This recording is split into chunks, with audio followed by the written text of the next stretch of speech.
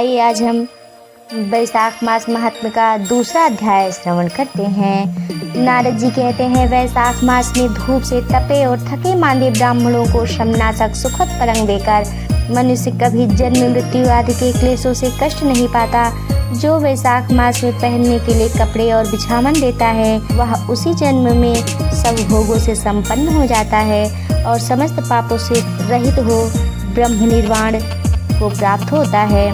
जो तिनके की बनी या खजूर आदि के पत्तों की बनी हुई चटाई दान करता है, उसकी उस चटाई पर साक्षात भगवान विष्णु शयन करते हैं। चटाई देने वाला बैठने और बिछाने आदि में सब ओर से सुखी रहता है। जो सोने के लिए चटाई और कंबल देता है, वह उतने ही मात्र से मुक्त हो जाता है। निद्रा से दुख का नाश होता है, निद्रा से थकावट दूर होती है और वह निद्रा चटाई पर सोने वाले को सुखपूर्वक आ जाती है। धूप से कष्ट पाए हारे श्रेष्ठ ब्राह्मण को जो सूक्ष्मतर वस्त्र दान करता है, वह पूर्ण आयु और परलोक में उत्तम गति को पाता है। जो पुरुष ब्राह्मण को फूल और रोली देता है, वह लौकिक भोगों का भोग करके मोक्ष को प्राप्त होता है।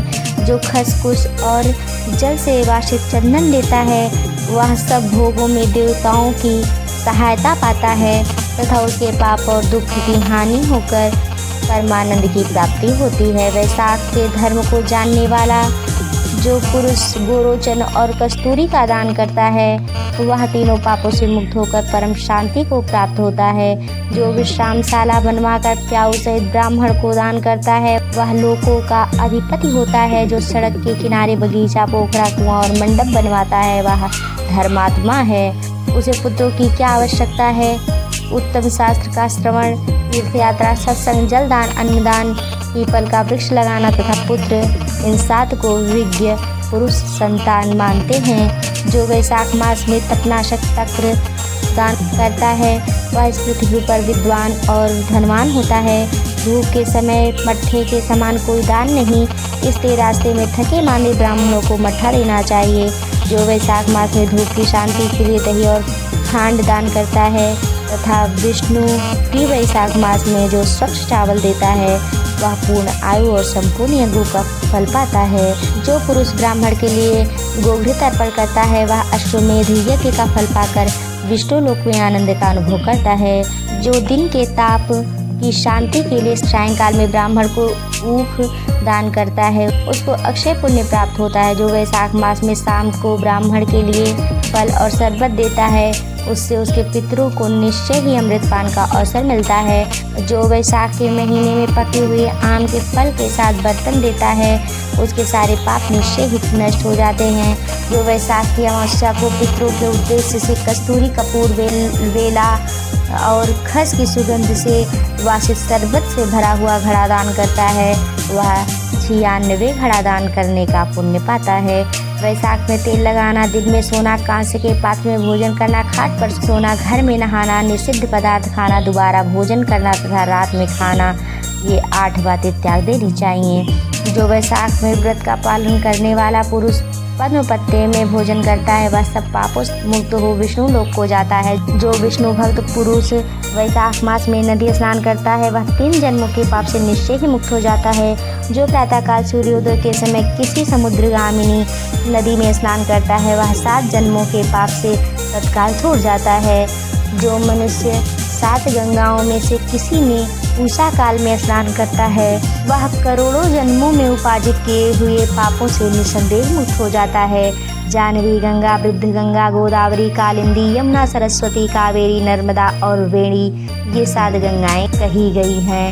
वैशाख मास आने पर जो प्रातःकाल बावलियों में स्नान करता है, उसके महापातकों का नाश हो जाता है। कंदमूल, फल, शाक, नमक, गुड़, बेर, पत्र, जल और तक्र जो भी वैशाख में दिया जाए, वह सब अक्षय होता है। ब्रह्मा आदि देवता भी बिना दिए हुए कोई वस्तु नहीं पाते। जो दान से हीन है, वह निर्धन होता है। अतः सुख की इच्छा रखने वाले पुरुष को वैशाख मास में अवश्य दान करना चाहिए। सूर्यदेव के मेष राशि में स्थित होने पर भगवान विष्णु के उद्देश्य से अवश्य प्रातःकाल स्नान करके भगवान विष्णु की पूजा करनी चाहिए। कोई महिरथ नामक एक राजा था, जो कामनाओं में आसक्त और अजितेंद्रिय था, वह केवल वैशाख स्नान के सुयोग से स्वतः वैकुंठ धाम को चला गया। वैशाख मास के देवता भगवान मधुसूदन हैं, अतः वह सफल मास है। वैशाख मास में भगवान की प्रार्थना मंत्र मधुसूदन देवेश वैशाखे में सगैरवो प्रातः स्नानं करिष्यामि निर्विघ्नं कुरु माधव। हे मधुसूदन, हे देवेश्वर, माधव मैं मेष राशि में सूर्य के स्थित होने पर वैशाख मास में प्रातः स्नान करूँगा।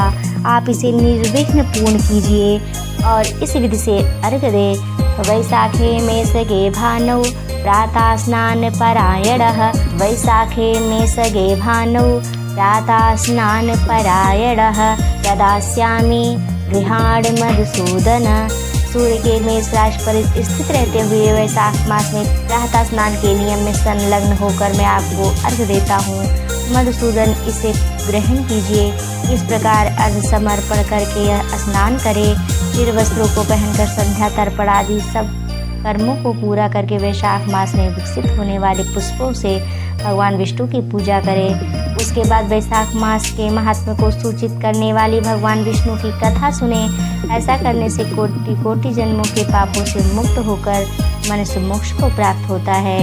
यह शरीर अपने अधीन है, जल भी अपने अधीन ही है, साथ ही अपनी जीवा भी अपने वश में है। अतः इस स्वाधीन शरीर से स्वाधीन जल में स्नान करके स्वाधीन जीवा से हरि इन दो अक्षरों का उच्चारण करें।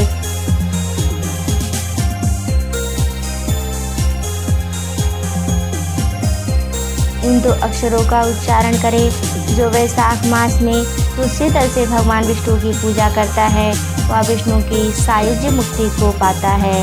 अतः अनेक प्रकार के भक्ति मार्ग से तथा भांति भांति के व्रतों द्वारा भगवान विष्णु की सेवा तथा उनके सगुण व निर्गुण स्वरूप का अनन्य चित्त से ध्यान करना चाहिए।